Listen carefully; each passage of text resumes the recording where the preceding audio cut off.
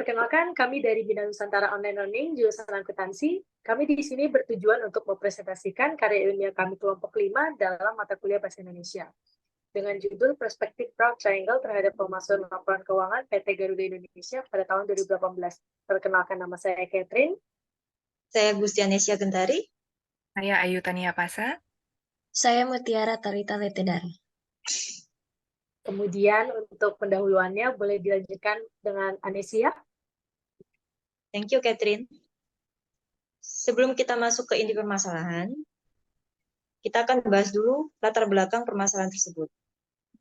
Dalam hari ini, fraud dalam bidang akuntansi merupakan kecurangan yang melibatkan manipulasi data, pencurian aset, atau pelanggaran etika bisnis lainnya.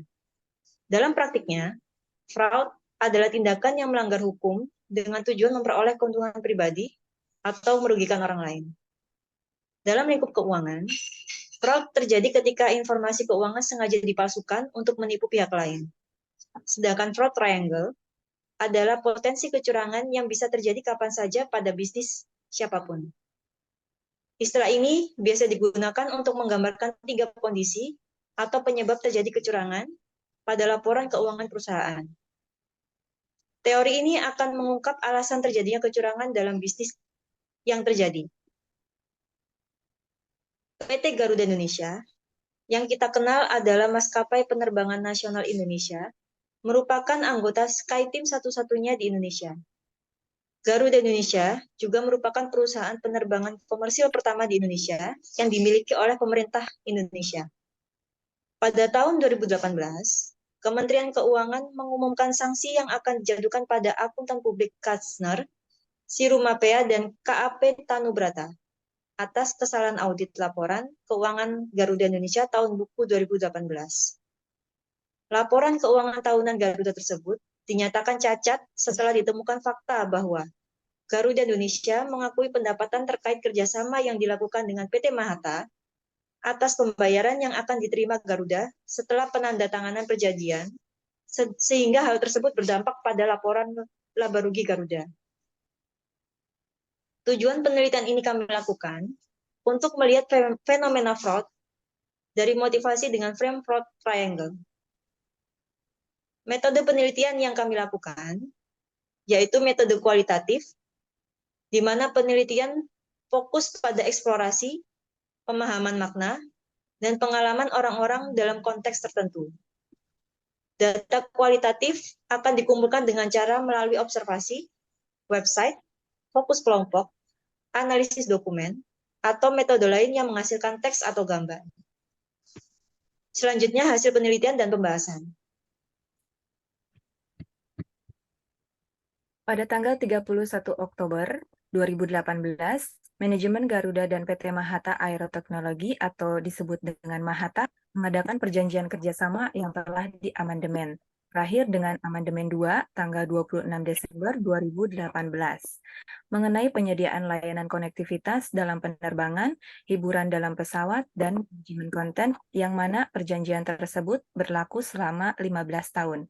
Berdasarkan catatan laporan keuangan nomor 47 huruf E, menjelaskan bahwa Mahata akan melakukan dan menanggung seluruh biaya penyediaan, pelaksanaan, pemasangan, pengoperasian, perawatan, pembongkaran, dan pemeliharaan termasuk dalam hal terdapat kerusakan, mengganti atau memperbaiki peralatan layanan konektivitas dalam penerbangan, hiburan dalam pesawat, dan manajemen konten. Garuda mengakui penghasilan dari perjanjiannya dengan Mahata sebagai suatu penghasilan dari kompensasi atas pemberian hak oleh Garuda ke Mahata dengan catatan dari laporan keuangan 47 huruf E. Sehingga menurut standar akuntansi keuangan, pengakuan dan pengukuran penghasilan yang berasal dari imbalan yang diterima dibayarkan untuk penggunaan aset Garuda oleh Mahata harus mengikuti ketentuan yang diatur dalam PSAK 23, yaitu diklasifikasikan sebagai pendapatan royalti. Manajemen Garuda mengakui sekaligus pendapatan perjanjian tersebut sebesar 239,94 juta US dollar dengan 28 juta US dollar. Di antaranya merupakan bagi hasil yang didapat dari PT Sriwijaya Air. Padahal Perjanjian belum berakhir dan diketahui bahwa hingga tahun 2018 berakhir, tidak ada satu pembayaran yang telah dilakukan oleh pihak Mahata, meskipun telah terpasang 1 unit alat di Citylink. Selain itu, dalam perjanjian Mahata yang ditandatangani pada 31 Oktober 2018, tidak tercantum term of payment yang jelas dan belum ditentukan juga secara pasti cara pembayarannya dan jaminan dari perjanjian tersebut. Mahata hanya memberikan surat pernyataan komitmen pembayaran kompensasi sesuai dengan paragraf terakhir halaman 1 dari surat Mahata 20 Maret 2019 yang isinya skema dan ketentuan pembayaran ini tetap akan tunduk pada ketentuan-ketentuan yang tercantum dalam perjanjian. Ketentuan dan skema pembayaran sebagaimana yang disampaikan dalam surat ini dan perjanjian dapat berubah dengan mengacu kepada kemampuan finansial Mahata. Dari pengakuan pendapatan ini, PT Garuda Indonesia terbukti melakukan pelanggaran Peraturan OJK Nomor 29 POJK 04 2016 tentang laporan tahunan emiten atau perusahaan publik dan diberikan sanksi administratif berupa denda 100 juta. Selain itu, seluruh anggota direksi PT Garuda Indonesia juga dikenakan sanksi administratif berupa masing-masing 100 juta karena melanggar Peraturan Bapepam nomor 8G11 tentang tanggung jawab direksi atas laporan keuangan. Sanksi administratif juga dikenakan secara tanggung rentang sebesar 100 juta juga kepada seluruh anggota direksi dan Dewan Komisaris PT Garuda Indonesia yang menandatangani laporan tahunan PT Garuda Indonesia periode tahun 2018. Karena dinyatakan melanggar Peraturan OJK nomor 29 POJK 04 2016 tentang laporan tahunan emiten atau perusahaan publik. Boleh dibantu? Oke. Dalam konteks kecurangan yang terjadi di PT Garuda Indonesia, perspektif fraud triangle dapat memberikan pemahaman tentang faktor-faktor yang mempengaruhi terjadinya kecurangan tersebut.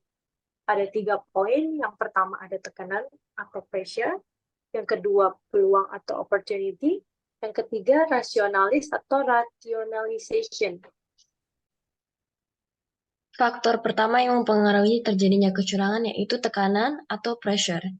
Tekanan dalam fraud triangle dapat berasal dari berbagai faktor, seperti tekanan financial, tekanan untuk mencapai target kinerja, atau tekanan dari pihak eksternal.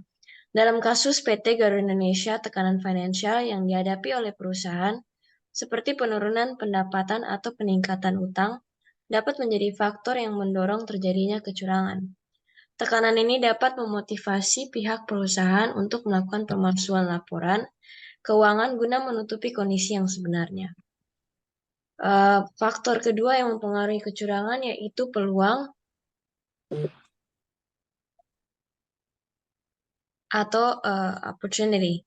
Peluang untuk melakukan kecurangan dapat muncul jika ada kelemahan dalam sistem pengendalian internal perusahaan. Misalnya, jika terdapat kekurangan dalam proses pengawasan atau pengendalian, maka pelaku kecurangan dapat memanfaatkannya untuk melakukan pemalsuan.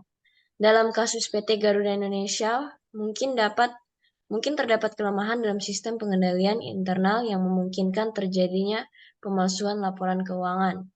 Faktor ketiga yaitu rasionalisasi. Rasionalisasi adalah proses mental di mana pelaku kecurangan meyakinkan dirinya bahwa tindakan yang dilakukan adalah benar atau dapat dibenarkan. Dalam kasus PT Garuda Indonesia, pelaku kecurangan mungkin merasionalisasikan tindakannya dengan alasan-alasan seperti tekanan untuk mencapai target kinerja atau kebutuhan untuk menjaga reputasi perusahaan. Kesimpulan yang dapat kami ambil dalam penelitian dan pembahasan terhadap kasus pemalsuan laporan keuangan PT Garuda Indonesia tahun 2018, perspektif fraud triangle dapat digunakan untuk menganalisis faktor-faktor yang mempengaruhi terjadinya kecurangan tersebut. Dengan memahami faktor-faktor tersebut, perusahaan dapat mengambil langkah-langkah untuk memperkuat sistem pengendalian internal serta mencegah terjadinya kecurangan di masa yang akan datang. Sebelum kami mengakhiri presentasi hari ini, kami berharap karya ilmiah kami dapat bermanfaat dan membantu untuk memberikan informasi sehingga kasus-kasus seperti kecurangan pada laporan keuangan ini tidak terjadi lagi di masa-masa yang akan mendatang. Kurang lebihnya kami mohon maaf, dan atas perhatiannya kami ucapkan terima kasih. Terima kasih. Asik.